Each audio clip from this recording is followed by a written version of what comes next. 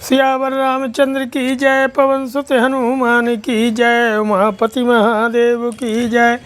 अथ सप्ततितमः सर्गः। युद्धकांड के 70वें सर्ग में श्री हनुमान जी के द्वारा देवांतक और त्रिशरा का, नील के द्वारा महोदर तथा ऋषभ के द्वारा महापार्श्व का वध होने का वर्णन है। नरांतकम हतम दृष्ट्वा चुक्रुसुर्नैर्तर्षभः, देवांतकस्त्रिमूर्धा च पौलस्त्यस्य महोदरा, आरूढ़ो मेघशंकाशं वारुणेन्द्रं महोदरा, पालिपुत्रं महावीर्यम् अभिदुद्राव वेगवान्। भ्रातृव्यसन संतप्तस्तदा देवांतको बलि, आदाय परिघं घोरमंगदं समविद्रवतो। रथमादित्यशंकाशं युक्तं परमबाजिभिः, यास्थाय त्रिशरा वीरो बालिपुत्रमथाभ्यगात्। स त्रिभिर्देवदर्पघ्नैः राशेन्द्रैरविद्रुता, वृक्षमुत्पाटयामाशो महाविटपमङ्गदः। देवान्तिकाय तं वीरश्चिक्षेप्य साङ्गदः, महावृक्षं महाशाखं चक्रो दीप्तामिवासनिम्। त्रिशरा सम्प्रचिच्छेदो शरैरासी विशोपमयी, सवृक्षं कृतमालोक्य उत्पपात तदाङ्गदः। सवर्षयतो वृक्षांशराश्च कपिकुञ्जरः, तान् प्रचिच्छेद संक्रुद्धस्त्रिशरा निशितैः शरैः। निरांतक को मारा गया देख देवांतक पुलस्तकुल नंदन त्रिशरा और महोदर श्रेष्ठ राक्षस हाहाकार करने लगे। महोदर ने मेघ के समान गजराज पर बैठकर महापराक्रमी अंगद के ऊपर बड़े वेग से धावा किया। भाई के मारे जाने से संतप्त हुए बलवान देवांतक ने भयानक परिघ हाथ में लेकर अंगद पर आक्रमण किया। इस प्रकार वीर त्रिशरा उत्तम घोड़ों से जिते हुए सूर्यतुल तेजस्वी रथ पर बैठकर बाली कुमार का सामना करने के लिए आया।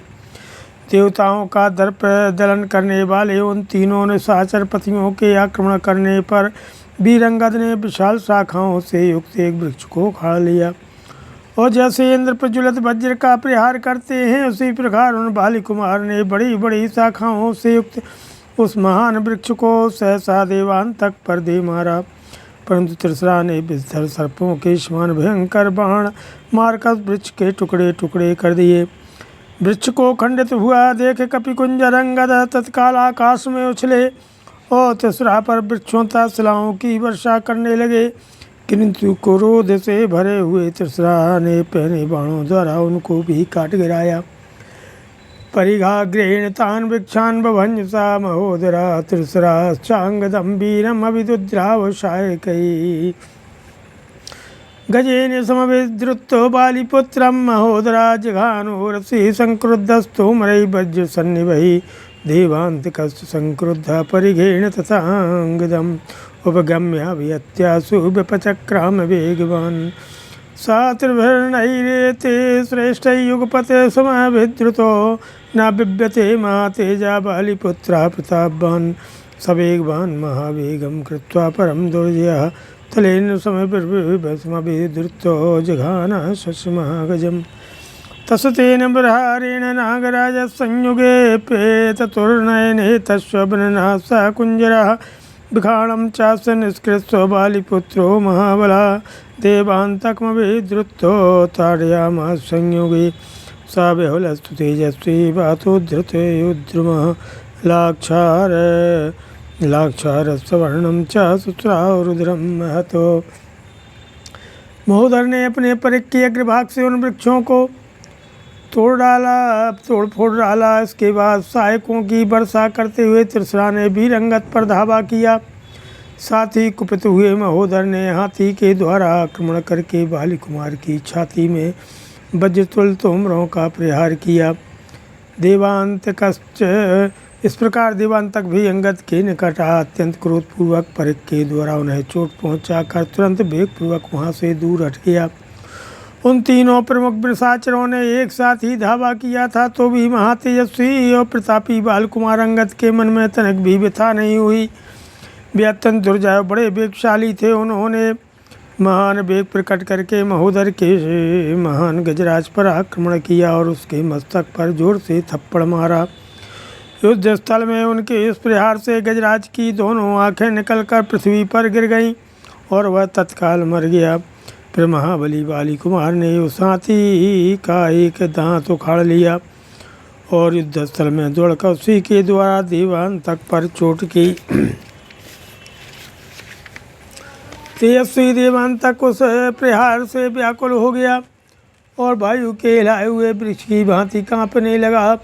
उसके शरीर से महावर के समान रंग वाला रक्त का महान प्रवाह बह चला। ओम अथा स्वस्थ महातेजा कृच्छाद देवांत को बली आविद्य परिगम्बे गाधा जगान भगवतदांगदम परिगाविहतश्चापि वानरेन्द्रात्मजस्तदा जानोभ्यां पतितो भूमौ पुनरेवोत्पपातः तमुत्पतन्तं त्रिसहस्रभिर्बाणैर्जिह्वगैः घोरैः हरिपते पुत्रं ललाटे अभिजगानः तवङ्गदं परिक्षिप्तं त्रिभिर्नैरृतपुङ्गवैः हनुमानत विज्ञाय नीलश्चापि पृतस्ततु ततश्चिक्षेप शैलाग्रं नीलस्त्रिशीर्षे तदा तद्रावणसुतो धीमान् बिभेद निस्तैः तद्बाणशतनिर्भिन्नं विदारित शिलातलं सविस्फुलिङ्गं सज्ज्वालं निपातिगिरीश्वरा सवृज्यं वितमालोक्य हर्षात् देवान्तको बली परिघेणा विदुद्रावो मारुतात्मजमाहवे तमापतन्तमुत्पत्य हनुमान कपिकुंजराजगान तथा मूर्धन वज्रकल्पेन मुष्टिना। इसके बाद महातेजस्वी बलवान देवांतक ने बड़ी कठिनाई से अपने को संभाल कर परेग उठाया और उसे बेगपूर्वक घुमाकर अंगद पर दे मारा। उस परेग की चोट खाकर वानर राजकुमार अंगद ने भूमि पर घुटने टेक दिए। फिर तुरंत ही उठकर वे ऊपर की ओर उछले। उछलते समय त्रिशरा ने 3 सीधे जाने वाले भयंकर बाणों द्वारा वानर राजकुमार के लाट में गहरी चोट पहुंचाई। इसके बाद अंगद को 3 प्रमुख निशाचरों से घिरा हुआ जयवन हनुमान और नील भी उनकी सहायता के लिए अग्रसर हुए। उस समय नील ने त्रिशरा पर एक पर्वत शिखर चलाया, किंतु उस बुद्धिमान रावण पुत्र ने तीखे बाण मारकर उसे तोड़ फोड़ डाला। उसके सैकड़ों बाणों से विदीर्ण होकर उसकी एक एक शिला बिखर गई और वह पर्वत शिखर पर आग की चिंगारियों तथा ज्वाला के साथ पृथ्वी पर गिर पड़ा। अपने भाई का पराक्रम बढ़ता देख बलवान देवांतक को बड़ा हर्ष हुआ और उसने परेग लेकर युद्ध स्थल में हनुमान जी पर धावा किया। उसे आते देख कपिकुंजर हनुमान जी ने उछलकर अपने वज्रशरी के मुक्के से उसके सिर पर मारा। किसरसि प्रहरद वीरस्तदा वायुसुतो बली नादेना कंपयच्चैव राक्षसान् स महाकपि स मुष्टि निस्पृष्ट विभिन्न मूर्धा निर्वाण तदन्ताच्छिबिलं विजिह्वा देवान्तको राक्षसराज सूनुर्गतासुरुर्भ्यां सहसा पपातो तस्मन्हते राक्षसयोधमुख्ये महाबले संयतिभ्यो शत्रौ क्रुद्ध स्त्री श्रीखा निशितास्त्रिमुग्रं बवर्ष नीलो रसिचाबाणवर्षं महोदरस्तु संक्रुद्धा कुंजरं पवृतोपमं भूयासामधि रोह्यासु मंदिरं रश्मिभानुवो ततो बाणमयं वर्षं नीलस्योपपर्यपातयत् गिरौ वर्षं तडेच्चक्र चाप्यवानोतो यदाह तथा सरौघैरभिवृश्यमाणो विभिन्नगात्रः कपिसैन्यपालः नीलो बभूवात विसृष्टगात्रो विश्रम्भिस्तस्तेन महाबलेन ततस्तु नीलः प्रतिलब्धसंज्ञः शैलं समुत्पाट्य सवृक्षखण्डम् तथा समुत्पत्य महोग्रवेगो महोदरं तेन जगान मूर्धिनि। बलवान वायु कुमार महाकपि हनुमान जी ने उस समय देवांतक के मस्तक पर प्रहार किया और अपनी भीषण गर्जना से राक्षसों को कंपित कर दिया। उनके मुष्टि प्रहार से देवांतक का मस्तक फट गया और फिर पिस उठा। दांत आँखें और लंबी जीभ बाहर निकल आईं था। वह राक्षस कुमार प्राण शून्य होकर सहसा पृथ्वी पर गिर पड़ा। राक्षस योद्धाओं में प्रधान महाबली देवद्रोही देवांतक के युद्ध में मार जाने पर त्रिशरा को बड़ा क्रोध हुआ और उसने नील की छाती पर पहने बाणों की भयंकर वर्षा आरंभ कर दी। इसके बाद क्रोध से भरा हुआ महोदर पुनः शीघ्र ही एक पर्वताकार हाथी पर सवार हुआ मानो सूर्यदेव मंद्राचल पर आरूढ़ हुए हों। हाथी पर चढ़कर उसने नील के ऊपर बाणों की विकट वर्षा की, मानो इंद्रधनुष एवं विद्युन्मंडल से युक्त मेघ किसी पर्वत पर जल की वर्षा कर रहा हो। बाण समूहों की निरंतर वर्षा होने से वानर सेनापति नील के सारे अंग क्षत विक्षत हो गए, उनका शरीर शिथिल हो गया। इस प्रकार महाबली महोदर ने उन्हें मूर्छित करके उनके बल विक्रम को कुंठित कर दिया। इसके बाद होश में आने पर नील ने वृक्ष समूहों से युक्त एक शैल शिखर को उखाड़ लिया। उनका वेग बड़ा भयंकर था। उन्होंने उछलकर उस वृक्ष को महोदर के मस्तक पर दे मारा तथा सा शैला भी निपात भग्नो महोदरस्तेन महद्विपेनो व्यामोहितो भूमितले गताशु पपाति वज्रावियतो यथाद्रिः पितृव्यं निहितं दृष्ट्वा तृष्णाश्चापमाददे हनुमन्तं च संक्रुद्धो बिभ्याद निस्तैः सवायुशूनुः कुपितश्चिक्षेप्य शिखरं गिरे त्रिशिरास्तच्छरैः तीक्ष्णैः बिभेद बहुधा बलि तद्व्यर्थं शिखरं दृष्ट्वा द्रुम्बर्षं तदा कपिः विसृजरणे तस्मिन् रावणस्य श्रुतं प्रति तमापतन्तमाकाशे द्रुमवर्षं प्रतापवान् त्रिशुरानिशितैः बाणैः चिच्छेद च ननाद च हनुमान् स्वसमुत्पत्तो हयं त्रिशिरस्तदा विदधारनखैः क्रुद्धो नागेन्द्रं मृगराडिवो अथ शक्तिं समासाद्यो कालरात्रिमवान्तिकः चिक्षेपानलपुत्राय त्रिशुरा रावणात्मजः। उस पर्वत शिखर के योगात से महोदर उस्मान गजराज के साथ ही चूर चूर हो गया और मूर्छित एवं प्राण शून्य हो वज्र के मारे हुए पर्वत की भांति पृथ्वी पर गिर पड़ा। पिता के भाई को मारा गया देख त्रिशुरा के क्रोध की सीमा न रही। उसने धनुष हाथ में ले लिया, हनुमान जी को पहने बाणों से बींधना आरंभ किया। तब पवन कुमार ने कृपत होकर राक्षस के ऊपर पर्वत का शिखर चलाया, परंतु बलवान त्रिशुरा ने अपने तीखे सहायकों से उसके कई टुकड़े कर डाले। उस पर्वत शिखर के प्रहार को व्यर्थ हुआ देख कपिवर हनुमान ने उस रणभूमि में रावण पुत्र त्रिशुरा के ऊपर वृक्षों की वर्षा आरंभ की, किंतु प्रतापी त्रिशुरा ने आकाश में होने वाली वृक्षों की उस वृष्टि को अपने पहने बाणों से छिन्न भिन्न कर दिया और बड़े जोर से गर्जना की। तब हनुमान जी कूद कर त्रिशुरा के पास जा पहुँचे और जैसे कुपित सिंह गजराज को अपने पंजों से चीर डालता है, उसी प्रकार उससे भरे हुए उन पवन कुमार ने त्रिशुरा के घोड़े को अपने नखों से विदीर्ण कर डाला। यह देख रावण कुमार त्रिशुरा ने शक्ति हाथ में ली हो, मानो यमराज ने काल रात्रि को साथ ले लिया हो। वह शक्ति लेकर उसने पवन कुमार हनुमान पर चलाई।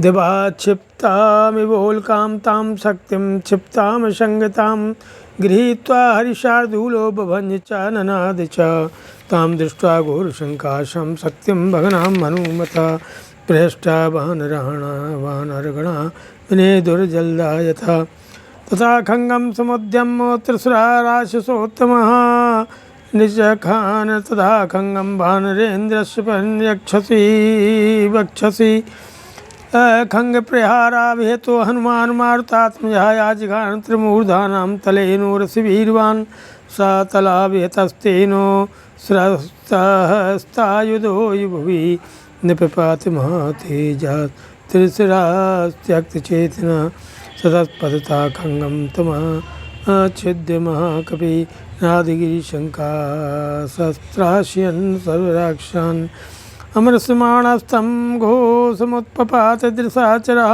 उत्पत्य हनुमन्तं ताडयामास मुष्टिना तेन मुष्टिप्रहारेण संचुकोप महाकपि कुपितश्च निजग्राह्यो क्रीटे राक्षसर्षभम्।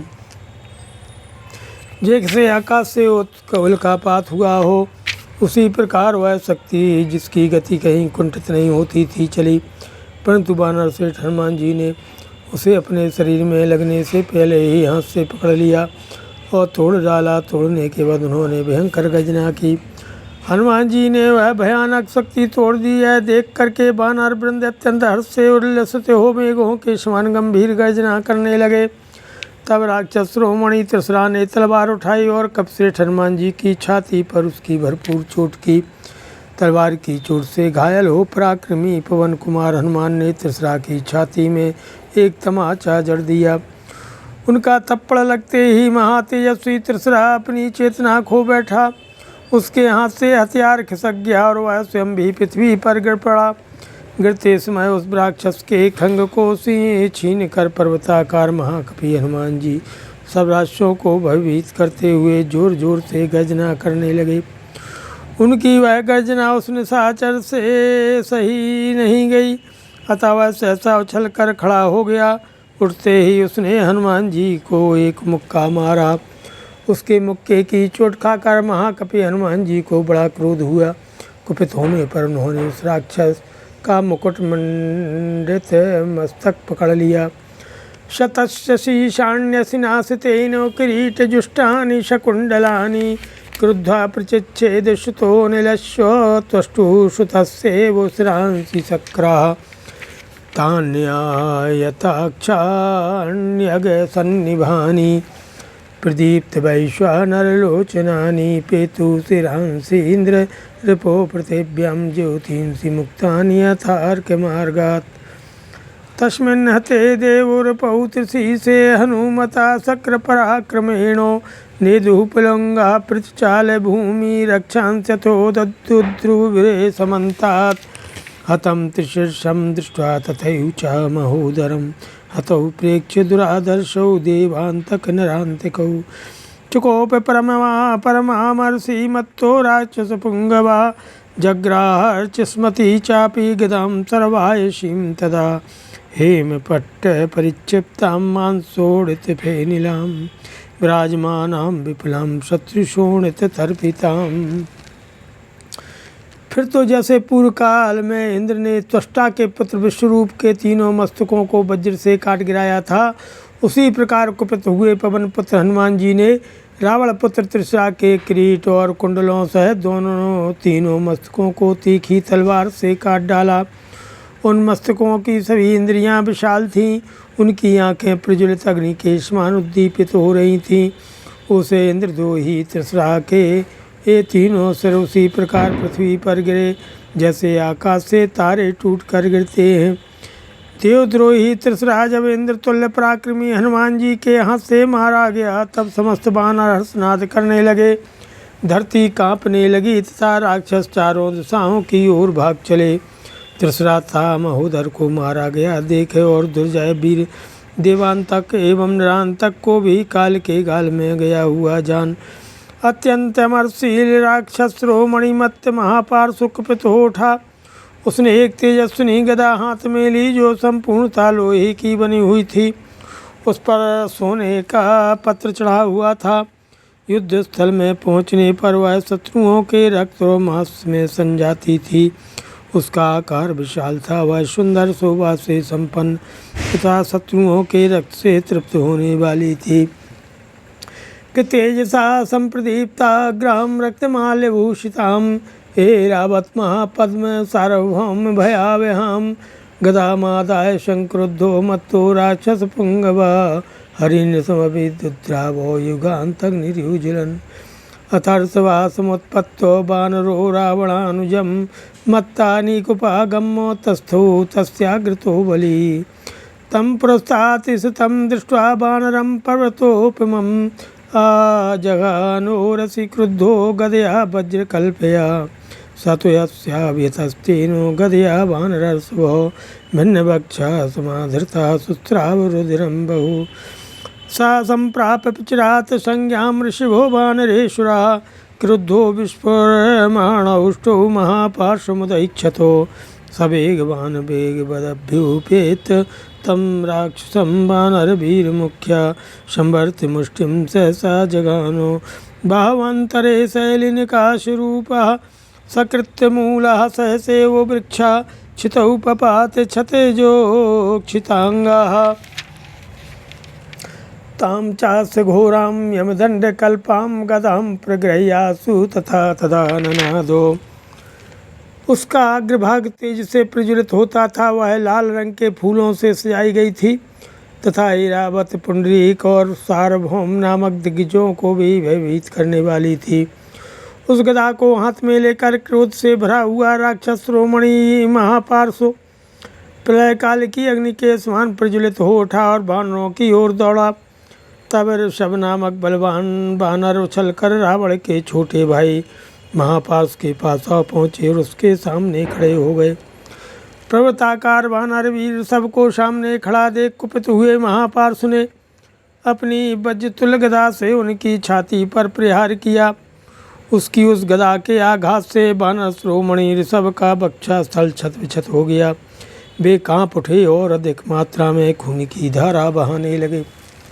बहुत देर के बाद होश में आने पर वानर राज सब कुपित हो उठे और महापार्श्व की ओर देखने लगे। उस समय उनके होंठ फड़क रहे थे। वानर वीरों में प्रधान ऋषभ रूप पर्वत के समान जान पड़ता था। वे बड़े वेगशाली थे। उन्होंने वेगपूर्वक उस राक्षस के पास पहुंचकर मुक्का ताना और सहसा उसकी छाती पर प्रहार किया। फिर तो महापार्श्व जड़ से कटे हुए वृक्ष की भांति सहसा पृथ्वी पर गिर पड़ा।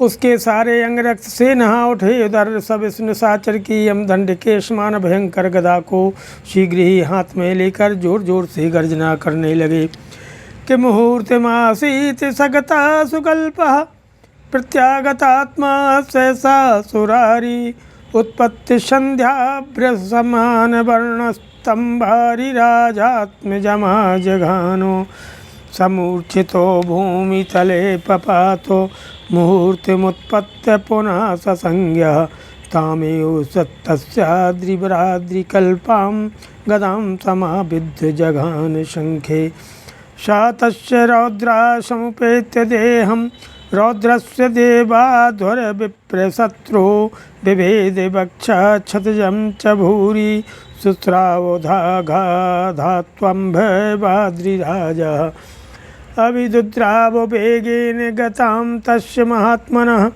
तां गृहीत्वा गदां भीमामाविद्य च पुनः पुनः मत्तानीकं महात्मा स जगान रणमूर्धनि ससुया गदया भगनो विशीर्णदशने क्षणा निपपातदा मत्तो वज्राहते वाचलः विशीर्णनयने भूमौ गतसत्त्वे गतायुषि पतिते राक्षसे तस्मन् विद्रुतं राक्षसं बलं तस्मन् हते भ्रातरी रावणस्तन्नैर्नृतानां बलमर्णवाभवं त्यक्तायुधं केवला जीवितार्थं दुद्राव भिन्नार्णवसन्निकाशम्।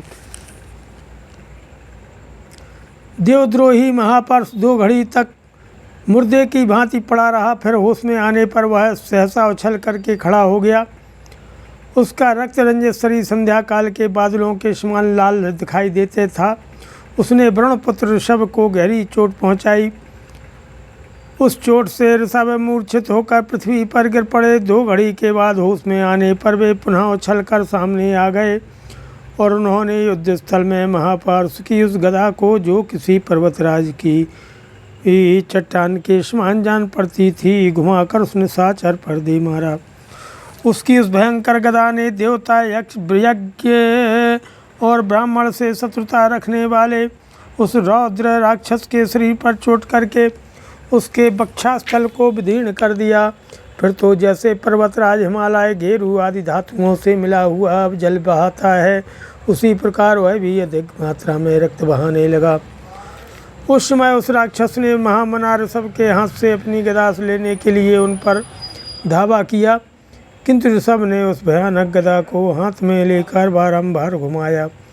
वो बड़े वेग से महापार्श्व पर आक्रमण किया। इस तरह उन महामनुष्य वानर वीर ने युद्ध के महाने पर उस निशाचर की जीवन लीला समाप्त कर दी थी। अपनी ही गदा की चोट खा करके महापार्श्व दांत टूट गए, आँखें फूट गईं। वह वज्र के मारे हुए पर्वत शिखर की भांति तत्काल धराशायी हो गया। जिसकी आँखें नष्ट, चेतना विलुप्त हो गई थी, वह राक्षस महापार्श्व जब गतायु होकर पृथ्वी पर गिर पड़ा तब राक्षसों की सेना सब ओर भाग चली। रावण के भाई महापार्थ का वध हो जाने पर राक्षसों की वह समुद्र के समान विशाल सेना हथियार फेंक कर केवल जान बचाने के लिए सब ओर भागने लगी, मानो महासागर फूटकर सब ओर बहने लगा हो। श्रीमद् रामायण वाल्मीकि आदि काव्ये युद्धकांडे सप्ततितमः सर्गः।